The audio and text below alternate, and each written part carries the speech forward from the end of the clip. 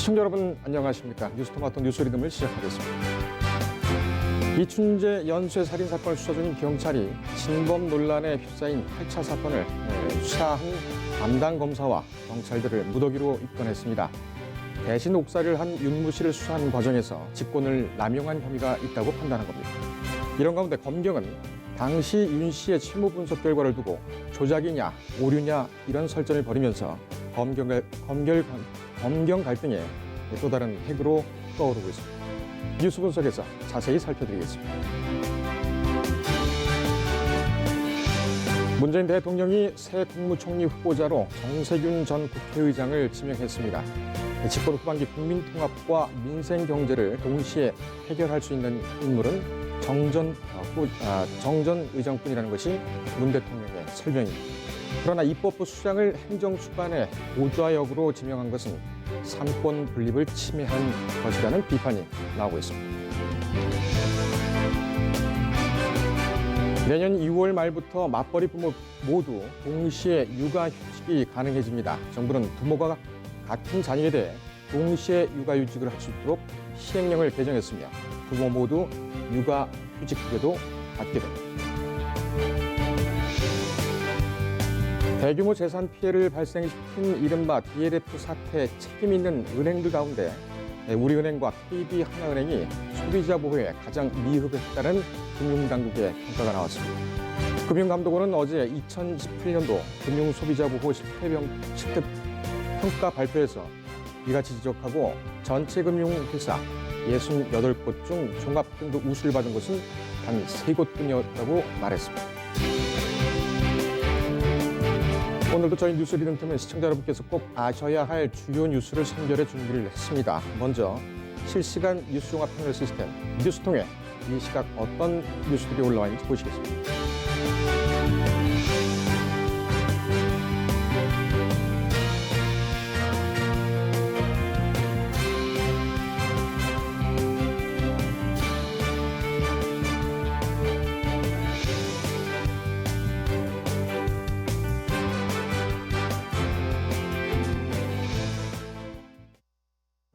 예, 오늘 첫 소식은 이춘재 연쇄살인 사건을 수사 중인 경찰과 검찰에 대한 사항을 준비를 했습니다. 법조팀 최영지 기자 나왔습니다. 자, 최 기자, 어제죠. 어제 확정적으로 경찰이 이춘재 연쇄살인 사건으로 화성살인 사건을 명칭을 이제 확정을 하고 당시 담당 검사 그리고 수사한 경찰들도 입건을 했지요. 네. 이게 어떤 판단에서 이렇게 나오는 겁니까? 그런 얘기는 물론 계속 있었는데. 네, 일단 이춘재에 대해서 검찰은 앞서 실명 공개하고 이제 정식 수사에 대해서 직접 수사하기로 발표를 했었습니다. 이후에 어제죠. 어제 경찰은 이춘재 14건의 사건 중에서 DNA가 나왔던 사건은 5개였는데 그 나머지 9개의 사건에 대해서도 살인과 성폭행의 혐의가 있다고 판단을 해서 추가 입건을 하게 됐습니다. 근데 아직 DNA가 나오지 않은 상태이지만 이춘재는 이 부분에 대해 범행을 시인을 했고 자백을 했고 향후 이 자백과 기존의 수사 기록을 검토함으로써 좀 더 수사를 보강해 나가고 추가 범죄 가능성에 대해 검토를 하겠다는 입장이었는데요. 예. 이 부분 이외에도 경찰은 과거 국가수의 감정 결과에 오류가 있었다는 점도 발표를 했습니다. 예. 윤 씨가 범인으로 지목됐던 결정적인 증거, 그것이 바로 이제 당시의 채무가 윤 씨의 것이었다라는 것이 국립과학수사연구소의 판단이었고, 국립과학수사연구원의 판단이었고, 이것을 그대로 반영을 한 것이죠, 경찰이. 그리고 이게 검찰과 재판 단계까지 계속 가게 됩니다. 네. 이게 왜 오류가 있다는 게 지금에서야 밝혀졌을까요? 네, 당시에 채무 10점, 윤모 씨의 채무 10점을 채취해서 감정을 의뢰했었고, 이 의뢰를 받았던 원자력 연구원은 이 중에 2점을 가지고 중성자 방사 분석을 했습니다. 1차 결과와 그 이후에 2, 3, 4차까지 분석을 했었는데, 이 1차 결과 때와 이 최종 결과의 알루미늄 수치가 다르게 나왔는데요. 경찰은 이 1차 결과에 대해서만 채무를 대조했고, 윤 씨가 범인이라고 생각을 해서 재판까지 그 결과를 가지고 진행이 됐었고 결국 구속 기소가 됐었던 사안입니다. 그런데 이제 와서 경찰이 그 부분에 대해서 오류가 있었던 것이라고 밝히게 된 건데요. 일단 뭐 검찰 같은 경우에는 어제 경찰이 오류로 확인됐다고 브리핑을 한 이후에 그게 오류가 아니고 조작이라고 즉각적으로 공개 반박을 했습니다. 예, 잠깐만요. 네. 그 부분에 대해서는 저희가 좀 짚고 넘어가야 될 것이 있는데, 그러니까는 국립수사연구원, 국과수라고 하죠. 당시에 경찰은 8차 살인 사건 그 현장에서 용의자 채모 10점. 이 용의자 채모 10점은 윤 씨에 대한 겁니까? 아니면 윤 씨를 포함해서 다른 것들도 포함된 네, 겁니까? 다른 현장에서 나온 것들이 포함되어 있습니다. 예, 이 중에 2점은 그러면 윤 씨 겁니까? 네. 2점은 윤 씨 거로 해서 중성자 방사화 분석, 이름이 좀 네. 어렵군요. 방사화 분석을 했고, 여기서 1차 결과와 이후 2, 3, 4차 결과, 여기서 이 분석 수치가 좀 다르게 나왔다는 얘기군요. 네. 그런데 경찰은 1차 결과에 대해서만 나온 걸 가지고 일치한다. 이렇게 해서 윤 씨를 범인으로 이제 지목을 하게 된 거죠. 예, 맞습니다. 경찰과 검찰, 지금 이제 어제 경기 남부경찰청에서 발표한 것은 이 부분에 대해서 설명을 하면서 조작이 아니다. 이건 오류였다. 그러니까는 당시 이 분석에 참여했던 그 연구원이 본인의 독창적인 그런 검증되지 않은 연구 방법으로 하다가 이렇게 밝혀졌다 이렇게 나왔는데 일단 그래픽 같이 보시겠습니다. 예. 저희 보시면은 지금 방금 말씀드린 대로 과학 분야에 도입해 감정하는 과정에서 서로의 분석 결과 값을 인위적으로 조합, 형식, 가공, 배제해서 감정상의 중대한 오류를 범한 것으로 확인됐다. 그러니까는 경찰에서 주장하고 있는 것은 채모에 대한 분석 결과 그것이 일단 틀린 것은 경찰과 검찰이 다 인정을 하고 있는 것이고 잠깐 경찰 거 다시 한번 볼까요? 경찰에서는 분석 결과 틀렸던 것은 오류일 뿐 조작이 아니다 이렇게 주장을 하면서 감정인, 그러니까 당시 감정인에 대해서 책임이 있다 이런 식으로 지금 주장을 하고 있습니다. 이에 대해서 바로 남부경찰청에서 경기 남부경찰청에서 발표가 있은 뒤에 바로 대검찰청에서 반박을 했죠. 대검찰청을 통해서 수원지검이 이 의견을 냈던 건가요? 대검이 직접. 대검이 직접 했습니까? 예. 검찰에서는 뭐라고 하고 있냐면은 사건 당시 경찰은 유독 윤 씨에 대한 채모 분석에 대해서 범죄 현장에서 수고하지 않고 표준 시료로 쓰는 일반인들 채모로 분석했다. 그래서 감정서에 허위 기재했고 감정 결과도 가공했다, 조작했다. 그러니까는 경찰에서 지금 얘기하고 있는 것은 이 채모, 지금 윤모 씨 측에서는 이것이 채모냐, 음모냐, 이런 것을 가지고도 지금 의혹을 제기를 하고 있습니다. 양쪽에서는 지금 검경은 명확하게 밝히지 않고, 검찰 거 다시 볼까요? 예. 저길 보면은, 윤 씨에 대한 채모. 윤 씨에 대한 채모는, 그러니까 분석을 하게 된 채모는 현장에서 채취한 것이 아니다. 네. 표준 시료로 쓰는 다른 사람, 네. 다른 일반인 것으로 분석을 했고, 이 분석 결과와 내용에 대해서 조작을 했다라는 것이 검찰의 주장이죠. 그리고 네. 궁극적으로 검찰은 당시 수사했던 경찰이 윤 씨를 범인으로 만들기 위해서 조작했다라고 하는 것이 이제 내용입니다. 이에 대해서 다시 이제 경찰이 또 반박을 했죠. 네. 저녁 때쯤에 또 반박을 했는데 당시 국과수에서 스탠다드로 명시에 분석 의뢰한 것은 현장 음모였다. 그러니까는 글쎄요, 지금 경찰에서 명확하게 얘기를 하고 있지는 않은데 이 스탠다드 표준 시료, 그러니까 일반인 채모죠. 일반인 채모를 분석 의뢰한 것이 현장용이었다. 현장에서 채취한 음모였다. 글쎄요, 좀 내용이 좀 부정확하긴 하지만 어쨌든 이 부분에 대해서 당시에 원자력 연구원에서도 국과수와 동일한 연구 결과가 나왔었다. 그러니까 윤 씨가 범인일 가능성이 높다라고 이제 얘기를 한 거죠. 그리고 당시에는 이런 결과가 의심을 받지 않았던 것이 당시 과학수사 능력 순선에서는 최선의 방법이었다. 다시 말해서 오류일 뿐 조작이 아니다. 이렇게 얘기를 했습니다. 검찰이 또 얘기를 합니다. 이 국과수 직원이 채무 감정을 조작한 과정과 상세한 내용에 대해서 조만간 재심 의견서를 작성해서 법원에 제출해서 설명하겠다. 이 얘기는 뭐냐면은 재심 과정에서는 이제 재판이기 때문에 재판 공개 원칙에 따라서 언론도 들어가서 볼 수가 있겠죠. 이렇게 되면은 언론에 공개하겠다라는 그런 뜻으로 이해가 됩니다. 자, 최 기자, 일단 이것에 대해서 윤모 씨의 대리인 박주정 변호사가 네. 어제 바로 또 양측에 반박을 하는 그런 얘기를 했는데, 자, 그래픽이 나왔습니다만 이건 조금 이따 보겠습니다. 예, 최용지 기자와 함께 계속 얘기를 이어가겠습니다. 채무 관련해서는 이게 뭐 아직 채무냐 음모냐에 대해서는 대리인 쪽에서도 윤모 씨 대리인 쪽에서도 모르는 상황이기 때문에 아직까지는 많이 가려져 있는 상황입니다. 네.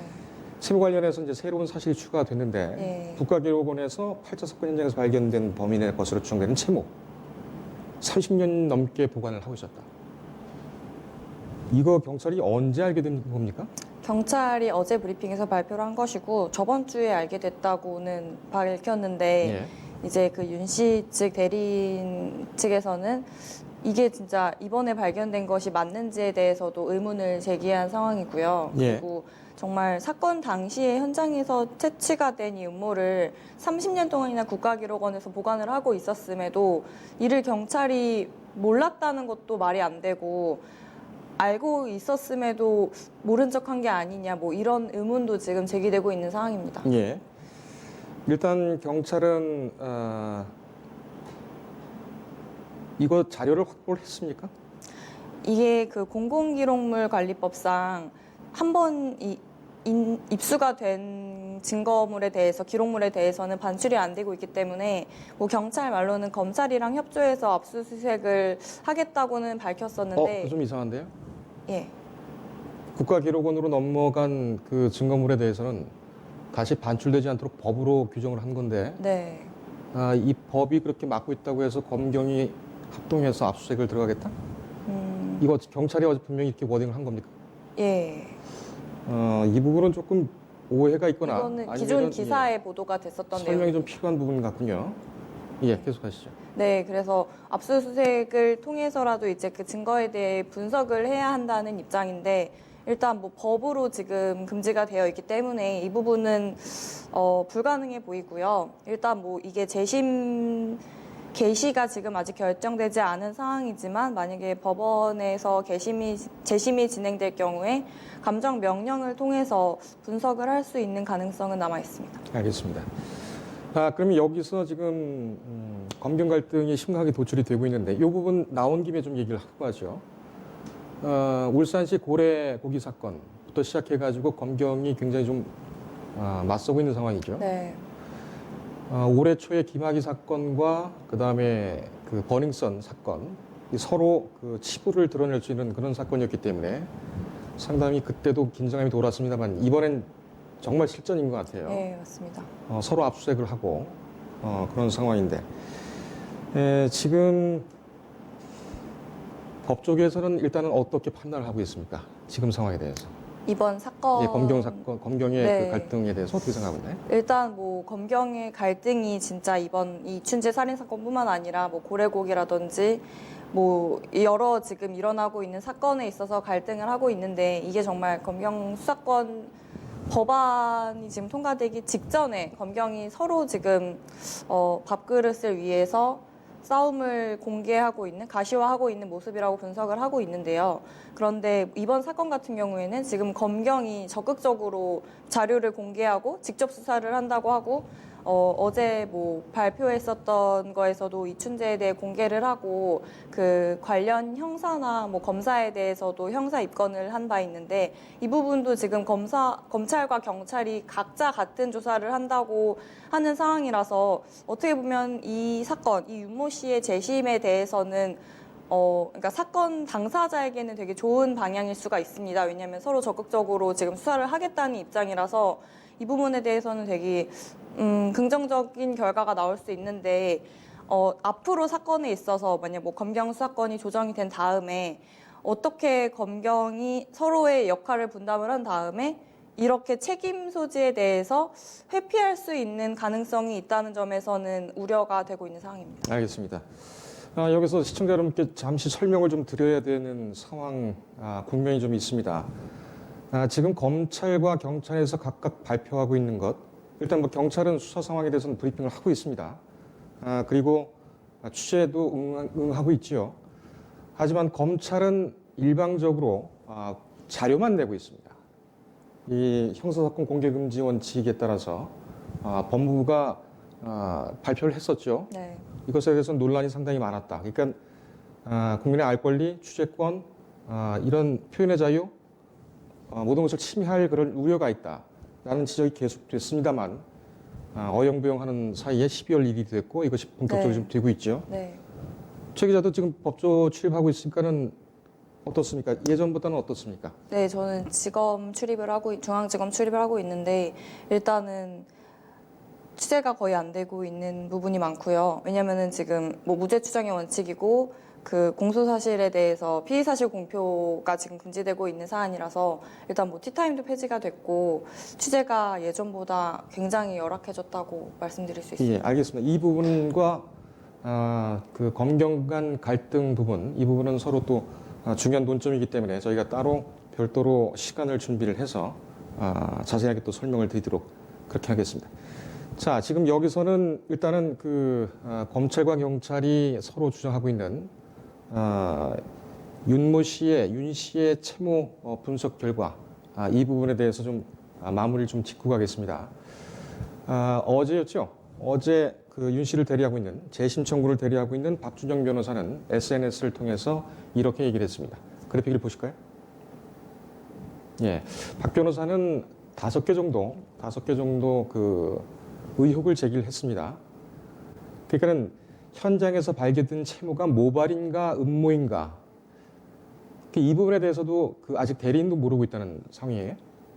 그리고 발견된 지점을 특정할 수 있는가 이 부분에 대해서는 현장에서 채취했다는 경찰에게 묻고 있는 것으로 이해가 됩니다. 또 채무가 남아있다는 사실을 안 시점, 어떻게 알게 됐는지 이 부분에 대해서도 묻고 있고 또 경찰은 압수수색 영장 신청의 부담 때문에 이 사실을 늦게 공개하지 않았느냐 이런 얘기도 있습니다. 그러니까 지금 압수수색 영장 신청 부담, 경찰이 검찰에게 국가기록원이라든지 관련 기관에 대해서 압수수색을 하기 전에 경찰이 검찰에 먼저 신청을 해야 되기 때문에 이렇게 되면 수사 내용을 공개하게 되는 것이고 검찰에게 그리고 이 사건과 관련해서 수사의 주도권을 검찰에게 뺏기는 것 아니냐 이런 우려가 있었지 않았느냐 이 정무적 판단이죠. 이런 사실들을 지금 지적을 하고 있습니다. 또 검찰에게도 이 사실을 어떻게 알게 되는가 다시 말하면 이것이 조작이라고 주장을 하고 있는데 이 부분에 대해서 조작이라고 확신하는 것이 언제였는가를 지금 묻고 있습니다. 박 변호사의 의혹 제기는 재판에서도 쟁점으로 가게 될 것이고 이 부분에 대해서는 또 과거 검찰과 경찰의 수사, 부실 수사 이 부분에 대해서도 맞닿아 있기 때문에 굉장한 논점으로 나올 것으로 또 생각이 됩니다. 어제 경찰 브리핑에서 윤 씨에 대한 폭행, 강금, 가혹행위가 있었다. 이렇게 발표가 됐죠. 네. 이것에 대해서도 분명히 짚고 넘어가야 되겠습니다.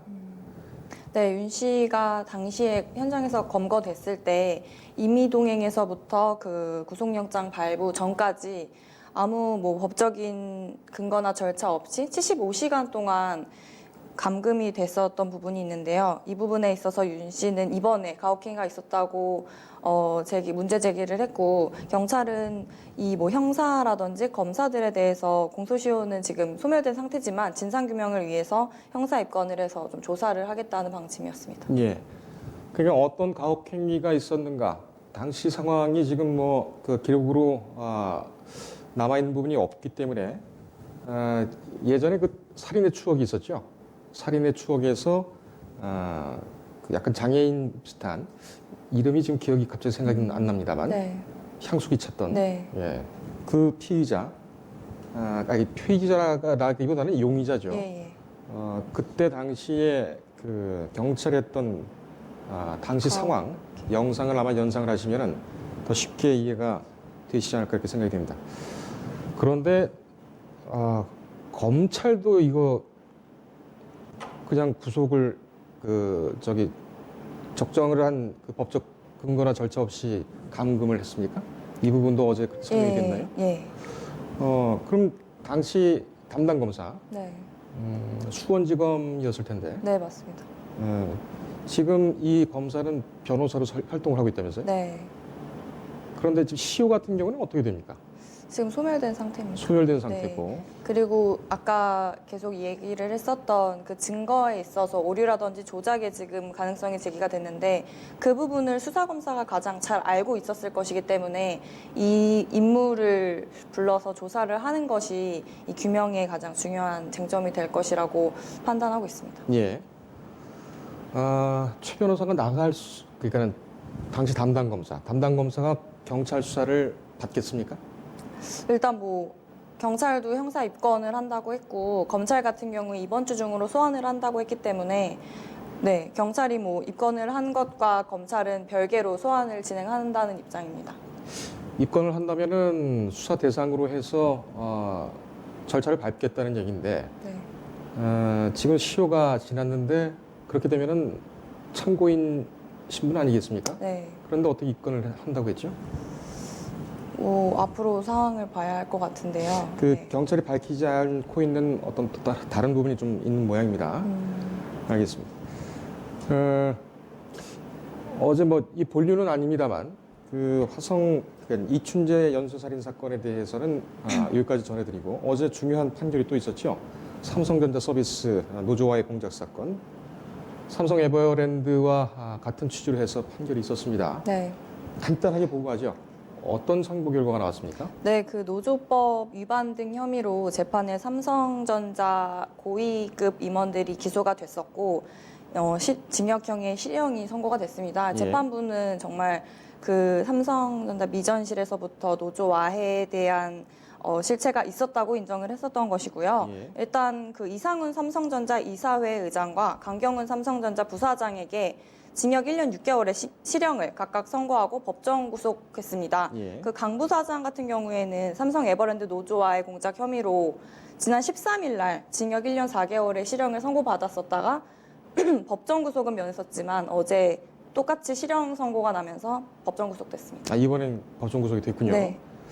알겠습니다. 이 부분 같은 경우에 이제 중요한 것이 그 당시의 S문건, 그 부분 같은 경우는 구속력이 있는 노조 와해 지시 문건이었다.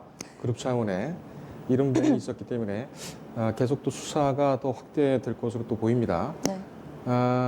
삼성 측에서는 뭐 일단은 재판 내용에 대해서 항소를 하겠죠. 네. 이 부분도 결국은 이제 대법원까지 가게 될 것인데, 알겠습니다. 지금 일이 참 많아서 여러 가지 복잡한 상황이 있겠지만은 이 30년 전 이런 사건 같은 경우에는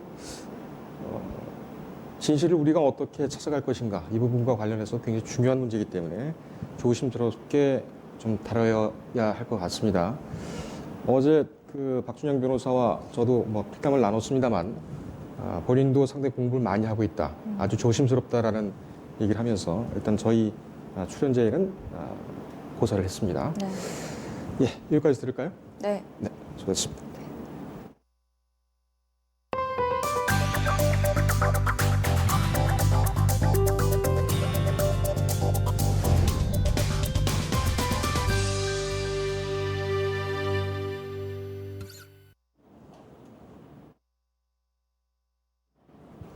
예, 문재인 대통령이 결국 새 국무총리 후보자로 정세균 전 국회의장을 지명을 했습니다. 집권 후반기에 국민 통합과 민생 경제를 동시에 책임질 수 있는 그런 적절한 분이다라고 설명을 했습니다. 삼고초려 끝에 나온 결론인데 정 후보자도 오늘 오전 9시에 서울 종로구에 있는 통의동 금융감독원 연수원에 마련된 인사청문 준비단에 첫 출근을 하면서 경제 활력을 찾는 일이 가장 중요하다 이렇게 강조했습니다. 보도에 이성휘 기자입니다. 문재인 대통령은 신임 국무총리 후보로 정세균 전 국회의장을 지명했습니다. 국가의전서열 2위인 국회의장을 지낸 인사가 의전서열 5위인 국무총리로 임명되는 것은 헌정사상 최초입니다. 문 대통령도 입법부 수장을 국무총리로 앉히는 데 주저함이 있었지만 국민통합과 성과를 내겠다는 비상한 각오로 결단을 내렸다고 밝혔습니다. 문 대통령은 무엇보다 중요한 것은 통합과 화합으로 국민의 힘을 하나로 모으고 국민들께서 변화를 체감하실 수 있도록 민생과 경제에서 성과를 이뤄내는 일입니다. 이러한 시대적 요구에 가장 잘 맞는 적임자가 정세균 후보자라고 판단했습니다. 라고 설명했습니다. 정 후보자는 쌍용그룹에 입사해 상무이사까지 지냈고 참여정부 때 산업자원부 장관을 지내는 등 경제총리의 적임자라는 평가입니다. 여기에 15대부터 20대까지 내리 당선된 육선 의원이며 민주당 대표와 20대 국회 전반기 국회의장을 역임하는 등 정무 능력에도 정평이 나 있습니다. 정 후보자는 총리 지명 발표 후 기자회견에서 국가가 안팎으로 어려운 시기에 총리라는 중책에 지명돼 무거운 책임감을 느낀다며 경제 살리기와 국민 통합에 주력하겠다고 각오를 밝혔습니다. 정 후보자의 지명에 여야 반응은 극명하게 갈렸습니다. 여당인 더불어민주당은 정 후보자를 적임자라고 평가하며 즉각 환영의 뜻을 나타냈지만 자유한국당은 삼권 분립을 파괴한 독재 선언이라며 강력 반발했습니다. 다른 야당들도 정도의 차이가 있지만 삼권 분립 훼손 가능성을 우려했습니다. 국무총리는 장관과 달리 국회 인사청문회를 거쳐 국회 본회의 표결을 통해 임명 동의안이 가결돼야 임명될 수 있습니다. 총리에 임명된다면 사실상의 분권형 대통령제 실현이 기대되지만 야당의 반발로 진통이 예상됩니다. 뉴스토마토 이성입니다. 예, 내년 2월 말부터 이 맞벌이 부부들은 육아휴직을 위해 동시에 휴직을 할 수가 있으며 육아휴직 급여도 받을 수 있게 됐습니다. 자세한 소식 김한희 기자가 보도합니다.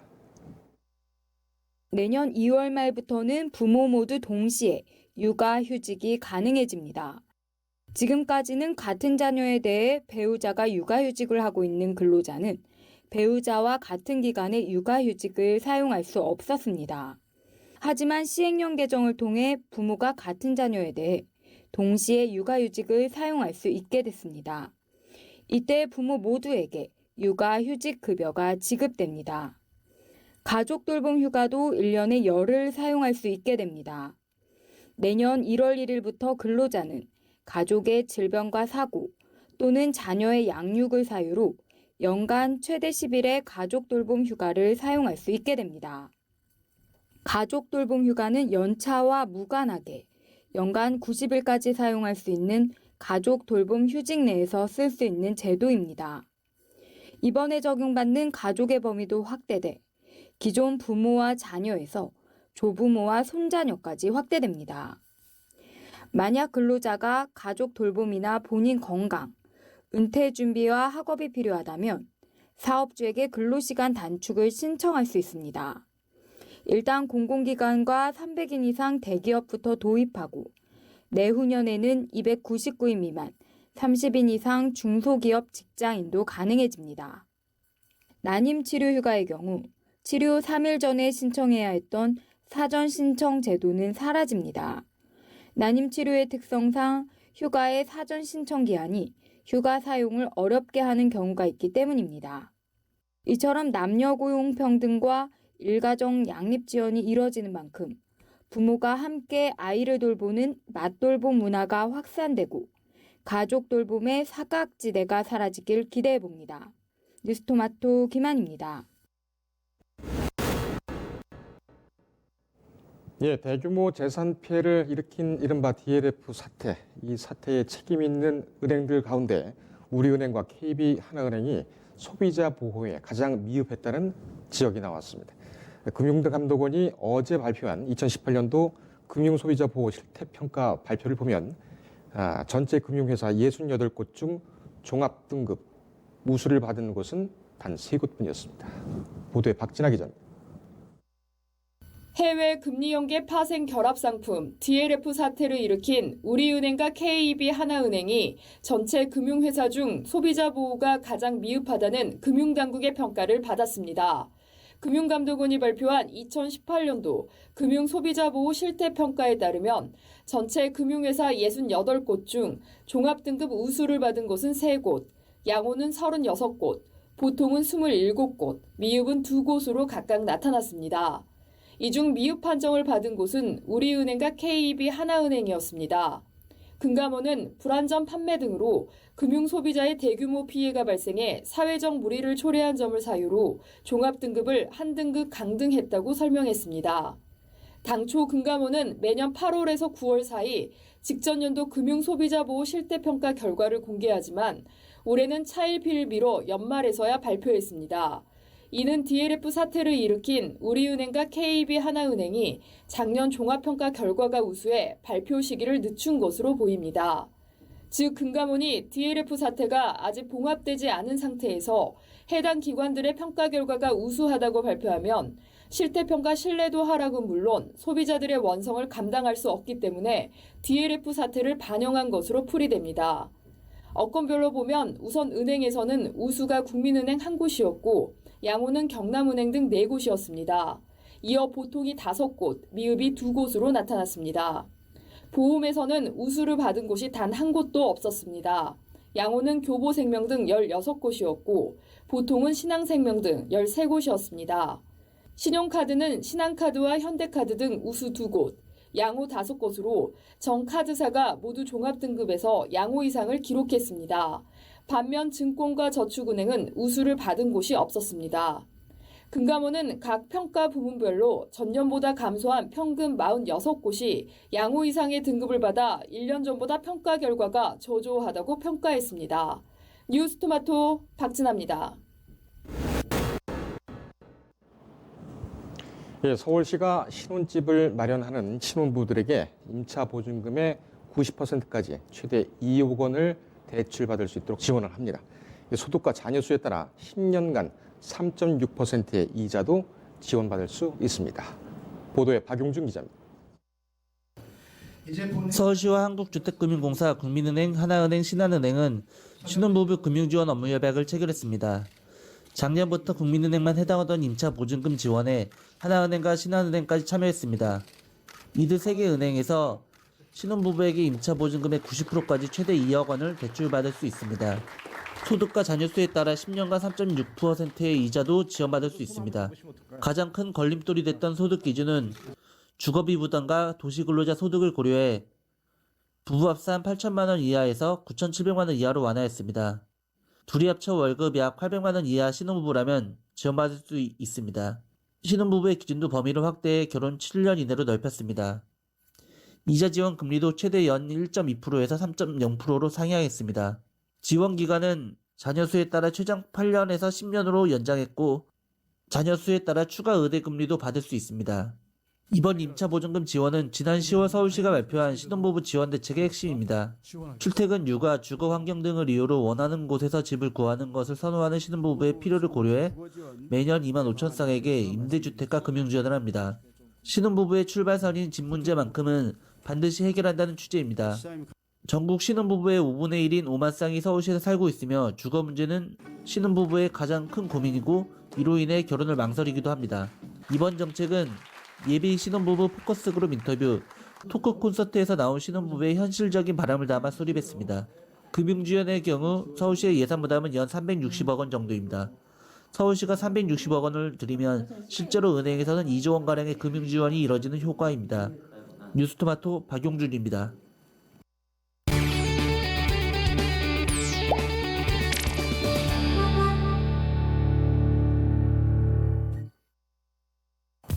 네, 안녕하세요. 차통 김은별입니다. 이승환입니다. 네, 올해는 SUV의 인기가 정말 높았었죠. 저희도 SUV 차량을 정말 많이 소개해드렸는데요. 이런 대형 차종들의 공세 속에서도 꾸준한 판매고를 올린 작은 자동차가 있습니다. 바로 미니인데요. 이름만큼 크기는 크지 않지만 독특한 디자인으로 많은 분들의 사랑을 받았습니다. 2015년 3세대 출시 이후 4년 만에 페이스 리프트된 모델, 바로 뉴 미니 클럽맨인데요. 기존 모델보다 더 세련되시고 성능도 개선했다고 하는데 얼마만큼 변화가 있었는지 지금부터 살펴보도록 하겠습니다. 이날 차통팀이 선택한 차는 뉴미니 클럽맨 중에서도 쿠퍼 하이트림 클럽맨 트림입니다.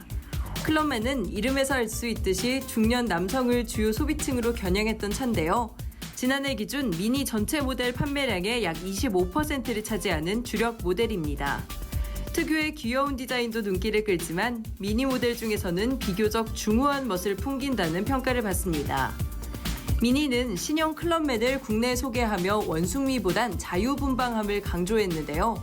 외관에서 가장 크게 달라진 점은 바로 그릴입니다. 이전 모델보다 커졌는데요. 그릴이 커지다 보니 인상이 좀 더 강렬해졌다는 느낌이 들었습니다. 후면부를 보시면 클럽맨의 상징인 양문형 도어를 보실 수 있습니다. 양문형 도어는 원터치로 쉽게 열 수 있습니다. 양문형 도어인 만큼 트렁크를 편리하고 활용도 높게 사용하실 수 있는 것이 큰 장점입니다. 하지만 한 가지 아쉬운 점은 트렁크를 닫을 때 오른쪽을 먼저 닫으시면 안 되고요. 왼쪽 트렁크를 먼저 닫으시고 오른쪽을 닫으셔야 트렁크를 닫으실 수 있습니다. 그리고 테일램프는 기존 미니에서 보였던 유니온잭 스타일의 테일램프가 적용이 됐는데요. 기존과는 다르게 가로 형태의 유니온잭 디자인 테일램프가 적용됐습니다. 기존보다 저는 이 가로 형태의 디자인이 훨씬 더 마음에 드는 것 같습니다. 방향 지시동도 LED로 적용이 되어 있고요. 그리고 또 한 가지 아쉬운 점은 이 차는 3기통 엔진이 적용되어 있는데요. 때문에 그 3기통 특유의 봉봉봉 거리는, 즉 오토바이 소리 같은 소리가 나서 이 부분이 살짝 좀 아쉬운 것 같습니다. 미니는 트렁크를 다목적 공간이라고 강조하는데요.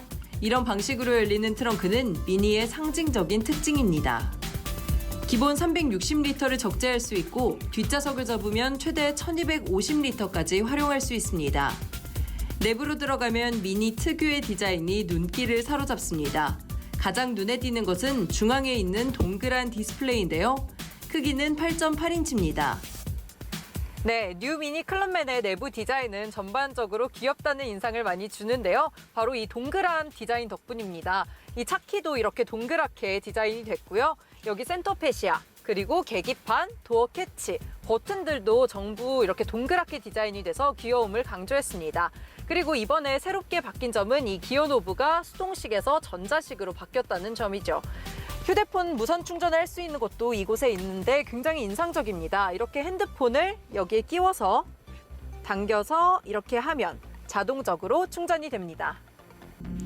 국내에 출시된 신형 클럽맨은 3개의 가솔린 엔진, 3개의 디젤 엔진으로 구성됐는데요. 가장 강력한 성능을 내는 트림은 쿠퍼 S 클럽맨으로 192마력을 냅니다. 이날 차통팀이 탄 쿠퍼 하이 트림은 가장 대중적인 트림인데요. 136마력의 주행 성능을 냅니다. 최대 토크는 22.4kg의 3기통 미니 트윈 파워 터보 가솔린 엔진을 달았습니다. 변속기로는 7단 스텝트로닉 더블 클러치를 사용합니다. 저희 카통팀이 도심 위주로 주행을 했는데 무난하고 안정적인 주행 성능을 냈습니다. 코너를 돌 때는 휠이 이전보다 커졌기 때문에 안정적인 느낌이 들었고요. 주차 브레이크는 전동식인데요. 정차나 주차할 때 버튼만 누르면 돼서 편리했습니다. 쿠퍼 하이트림 이상에서 이용할 수 있는 파크 디스턴스 컨트롤 기능도 눈에 띄었는데요. 좁은 공간에 주차할 때 음향 경고 신호를 통해 사물이 얼마나 가까이 있는지를 알 수 있습니다. 초음파 센서로 사물을 인지한다고 하네요. 네, 지금까지 뉴 미니 클럽맨을 살펴보았습니다.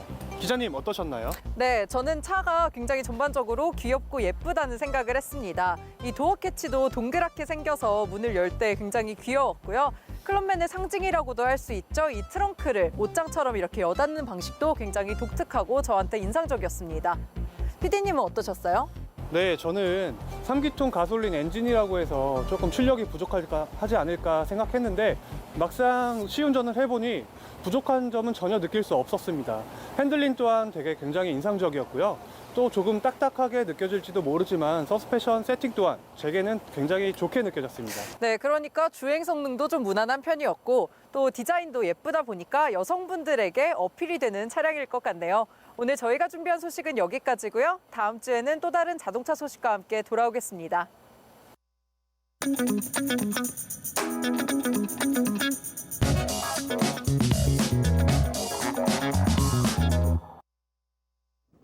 예, 어제 토스뱅크가 제3의 인터넷 뱅크로 준비 인가를 받았습니다. 은행도 많아지고 돈도 빌려준다는 것도 많은데 좋아만 할 수 없는 것이 현실입니다. 신용이 상대적으로 낮은 서민들에게는 그림의 떡일 뿐이죠. 내 것이지만 내가 결정할 수 없는 나의 신용. 여러분의 신용은 안전하십니까? 오늘 머니클리닉에서는 여러분의 신용평가와 관리에 대해서 살펴드리겠습니다. 서민금융질환 명의이시죠?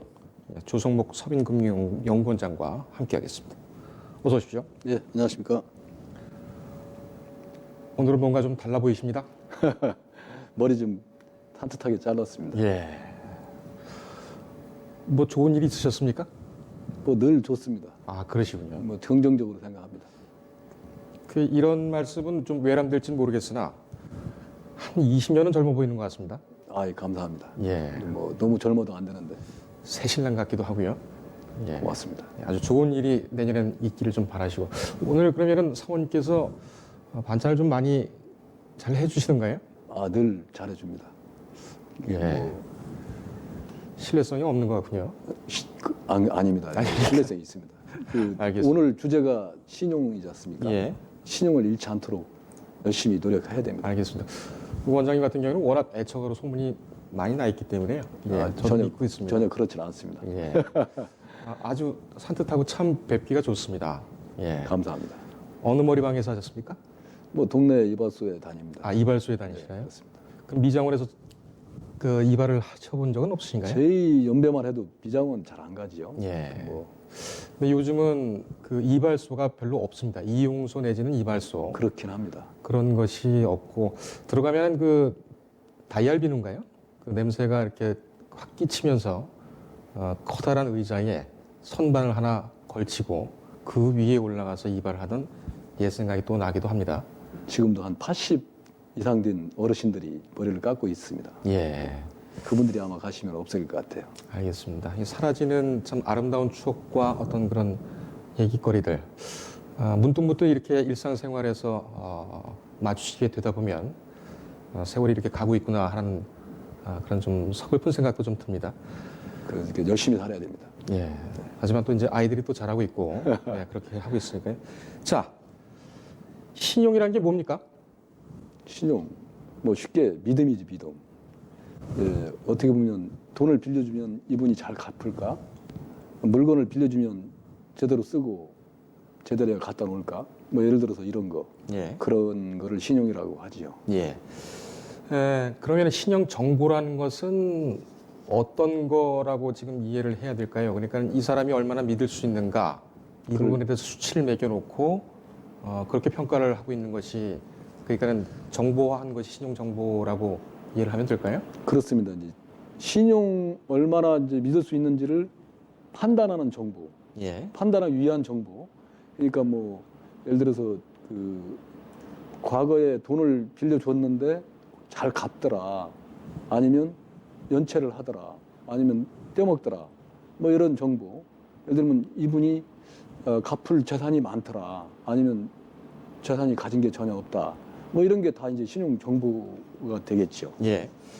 신용 정보가 중요하다는 것은 잘 알겠고, 그런데 이 신용 평가 도대체 어떤 기준으로 누가 평가를 하는 겁니까? 이거는 이제 그 두 군데 큰 데가 있습니다. 그 나이스 신용 평가 정보라 해가지고 이제 나이스 크레딧. 예. 여기가 이제 그 주로 보면 이금융권 있지 않습니까? 아니면 이금융 그 저축은행이라든가 대부업체 정보까지도 다 포괄해가지고 네. 또 이제 그 우리 통신요금 납부한 기록 뭐 이런 것까지도 포괄해가지고 하는 나이스 신용평가 정보, 나이스 크레딧, 나이스 지킴이라고 있고요. 예. 또 하나가 이제 그 코리아 크레딧 뷰로라고 해가지고 여기는 주로 이제 신용카드 이용 정보, 신용 거래를 잘 했는지, 예를 들어 현금 서비스 받은 기록 뭐 이런 걸 가지고 주로 하는 그 코리아 크레딧 뷰로 예. K12라고 하죠. 이 두 군데가 있고요.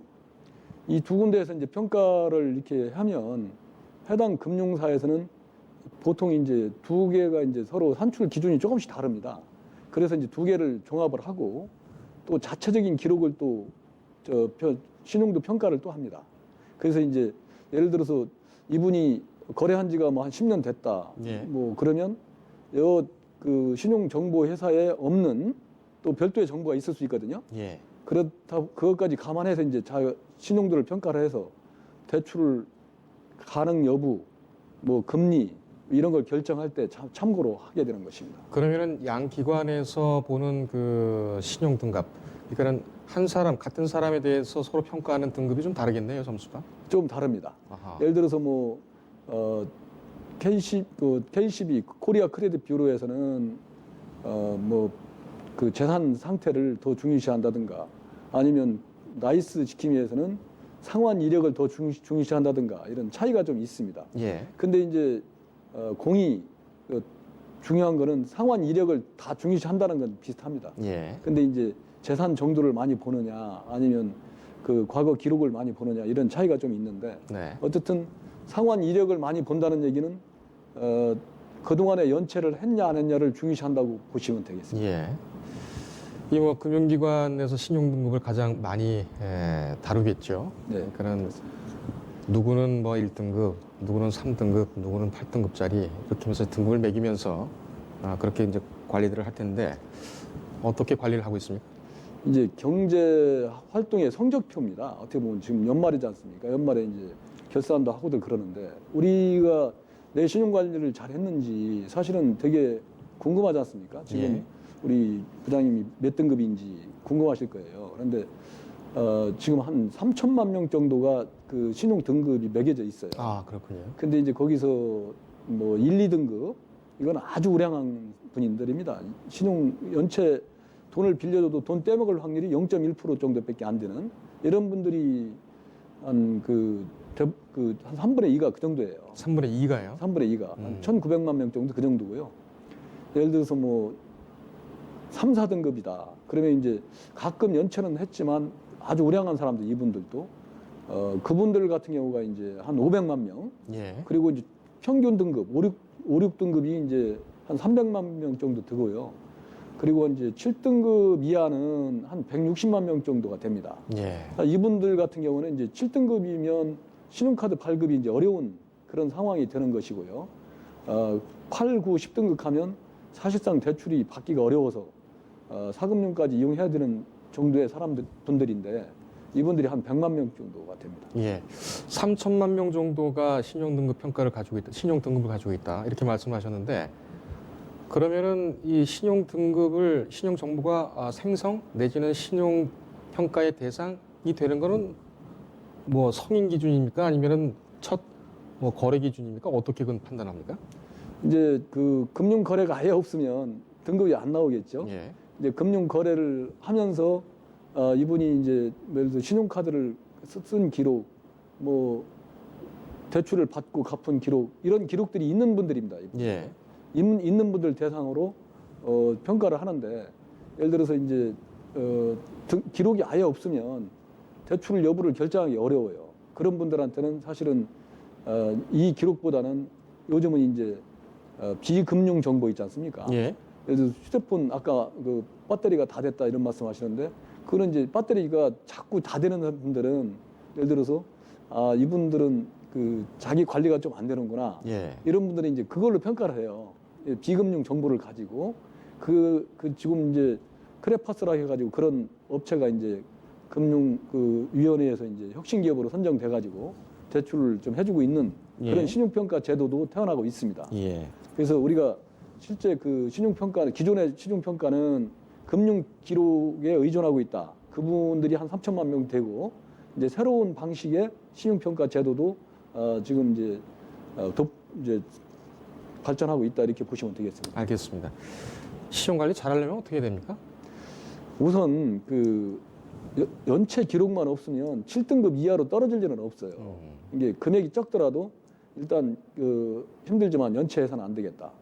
10일 이상 연체를 한번 하잖아요. 그거를 등급이 이제 막 2, 3등급이 뚝 떨어지고 나면 그걸 원상복귀시키는 데는 6개월 이상 걸립니다. 아하. 연체를 하면 안 되겠다. 두 예. 번째는 이 과다 대출 차입 건수를 줄여야 돼요.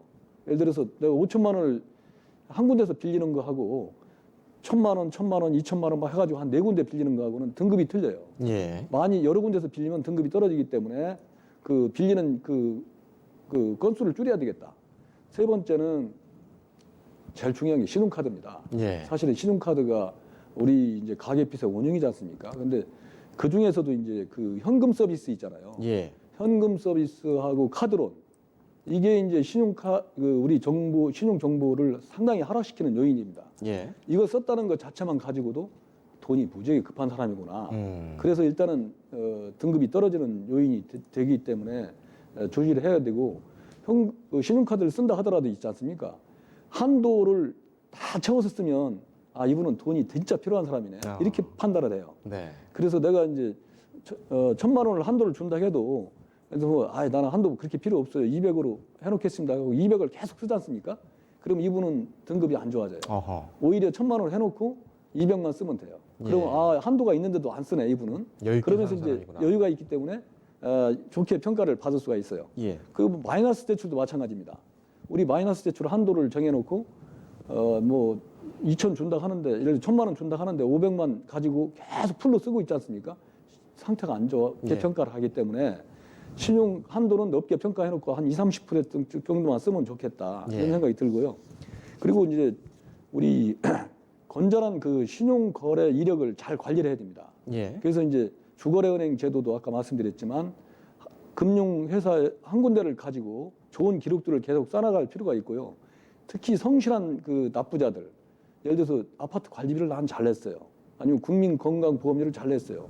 뭐 이런 6개월 이상 잘 낸 기록들을 아까 얘기한 신용평가회사에 보내주면 예. 신용 등급을 올라가는 그런 요인이 될 수 있고요. 그리고 이제 그 타인을 위한 연대 보증이 있지 않습니까? 예. 이런 것들은 신용을 갉아먹습니다. 예. 보증 기록이 다 나와요. 이런 거 조심해야 되고 그리고 이제 그 결제 대금을 내가 돈이 있음에도 불구하고 깜빡 잊고 못 내는 경우가 있어요. 이런 것도 신용도가 저하시킨 요인이기 때문에 자동 이체를 이용해서 예. 깜빡하지 않도록 잘 약속을 지켜야 되고요. 알겠습니다. 그 지금 시간이 한 30초 정도 남았는데요. 이 얘기는 제가 꼭 여쭤봐야 되겠습니다. 신용 등급이 낮은 사람들, 이분들은 어떻게 관리를 해야 될까요? 팁을 좀 알려주십시오. 신용 등급이 낮은 분들은 일단 그 빚을 일단 정리를 해야 되지 않습니까? 예. 그래서 이 신용 그 회복위원이나 한국신용정보원에 가서 본인 신용 등급을 조회를 일단 한번 해보고요. 예. 그리고 개인 회생이나 그 신용회복위원회의 개인 워크아웃을 통해서 채무를 일단 정리를 하는 것이 우선이라고 생각이 됩니다. 채무부터 정리를 해라. 네, 그렇습니다. 알겠습니다. 내년에는 좀 자기 신용에 대해서 자랑스러워하는 그런 모든 국민이 그런 해가 좀 왔으면 좋겠네요. 그렇게 되지 않겠습니까? 예. 그때까지 또 열심히 뛰어주십시오. 감사합니다. 예, 오늘 여기까지 듣겠습니다. 예, 뉴스리듬 오늘 준비한 시간은 여기까지입니다. 시청해주신 여러분 고맙습니다.